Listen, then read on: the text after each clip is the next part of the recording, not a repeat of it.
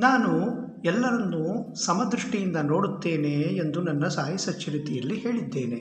ಹಾಗಾಗಿ ಯಾವಾಗ ಯಾರಾದರೂ ತಪ್ಪಾಗಿ ನಿನ್ನ ಜೊತೆ ವರ್ತಿಸಿದರೆ ಅಥವಾ ವ್ಯವಹರಿಸಿದರೆ ಆ ಕ್ಷಣದಲ್ಲಿ ಅವರಿಗೆ ಆಗಿರುವ ಮನಸ್ಥಿತಿಯಲ್ಲಿ ಆ ತರಹದ ವರ್ತನೆ ಮಾನ್ಯವಾಗಿತ್ತು ಎಂಬುದನ್ನು ತಿಳಿದುಕೋ.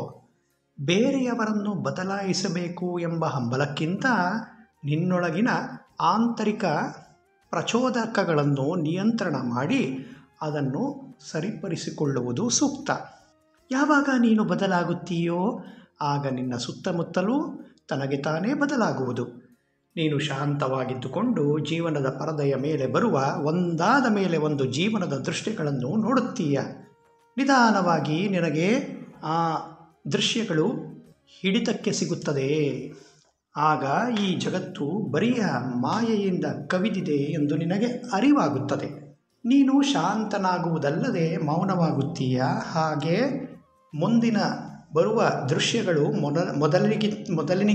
ಮೊದಲಿಗಿಂತಲೂ ಚೆನ್ನಾಗಿ ಸಂಯೋಜನೆ ಮಾಡಿ ನಿನಗಲ್ಲದೆ ಇತರರಿಗೂ ಒಳ್ಳೆಯದಾಗುವಂತೆ ಮಾಡುತ್ತೀಯ.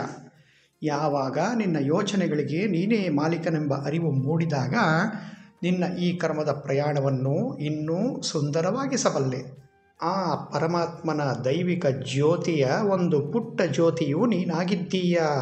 ಹಾಗಾಗಿ ಶಕ್ತಿಶಾಲಿಯೂ ಆಗಿದ್ದೀಯ.